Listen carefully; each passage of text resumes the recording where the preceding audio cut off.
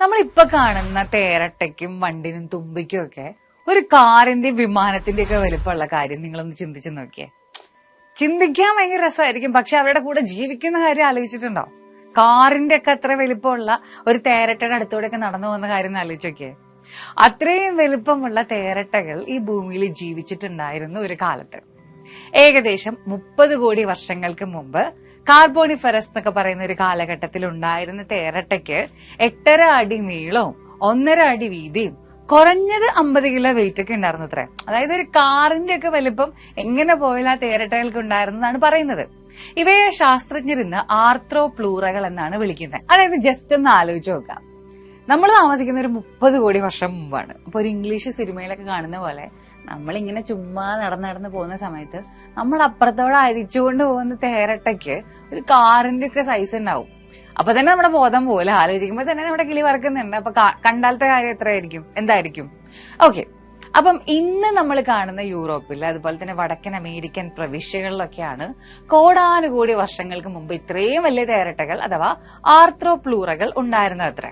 അപ്പൊ അന്ന് ശാസ്ത്രജ്ഞന്മാർക്ക് 170 വർഷം മുമ്പ് തന്നെ ഇവ അവിടെ ജീവിച്ചിരുന്നതിന്റെ അവശിഷ്ടങ്ങളൊക്കെ ലഭിച്ചിട്ടുണ്ട്.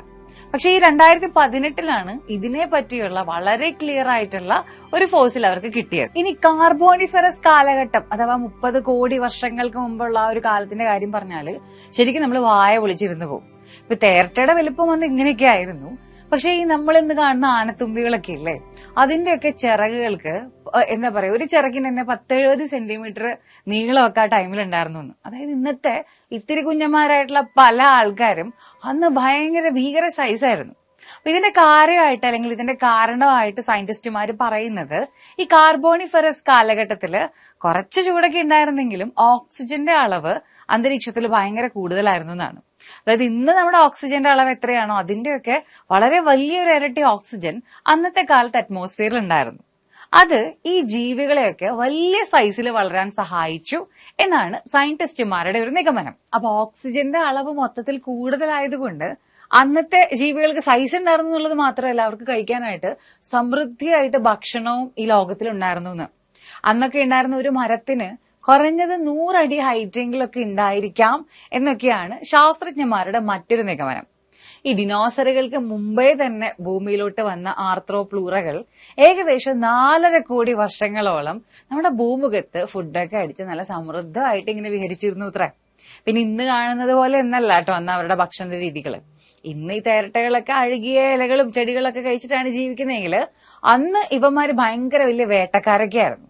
കടലിലും കരയിലും ഒക്കെയുള്ള പല ജീവികളെയും വേട്ടയാടി പിടിച്ചിട്ടൊക്കെയാണ് അവരന്ന് ഭക്ഷണം കഴിച്ചിരുന്നത്. അപ്പൊ ഇന്ന് കാണുന്ന ഇത്തിരി കുഞ്ഞന്മാരായിട്ടുള്ള ജീവികളുടെ അന്നത്തെ സൈസ് ഒക്കെ ആലോചിച്ച് മനസ്സിൽ അതൊക്കെ ഒന്ന് ഇമാജിൻ ചെയ്ത് വണ്ടർ അടിച്ചിരിക്കുന്ന കുറെ ആൾക്കാരുണ്ടായിരിക്കും. പേടിയാണെങ്കിലും ഒന്ന് കാണാൻ പറ്റിയിരുന്നെങ്കിൽ എന്ന് തോന്നുന്നവരൊക്കെ ഉണ്ടായിരിക്കും. അപ്പൊ എന്തായാലും നമുക്ക് 30 കോടി വർഷം പുറകിലോട്ട് ടൈം മെഷീൻ ഒന്നും വെച്ചിട്ട് പോകാനായിട്ട് സാധിക്കില്ലല്ലോ. അപ്പം അതിനുള്ള പരിഹാരങ്ങൾ പല സ്ഥലത്തും പല ആളുകളും പല പ്ലാറ്റ്ഫോമുകളിലും കൊണ്ടുവരുന്നുണ്ട്. അതായത് നെറ്റ്ഫ്ലിക്സ് അവരുടെ സയൻസ് സ്ട്രീം ആയിട്ടുള്ള ലൈഫ് ഓൺ ദി പ്ലാനറ്റ് എന്നൊക്കെ പറയുന്ന ഒരു പങ്ക്തിയിൽ ആർത്രോപ്ലൂറയെ വിഷ്വലി വീണ്ടും നിർമ്മിക്കാനുള്ള പദ്ധതികളൊക്കെ ഉണ്ടെന്നൊക്കെ വായിച്ചറിയാൻ സാധിച്ചു. അപ്പം നിങ്ങൾക്ക് കൗതുക ലേശം കൂടുതലാണെങ്കിൽ അതിന്റെയൊക്കെ കൂടെ അപ്ഡേറ്റുകൾ ഫോളോ ചെയ്യുന്നത് നല്ലതായിരിക്കും.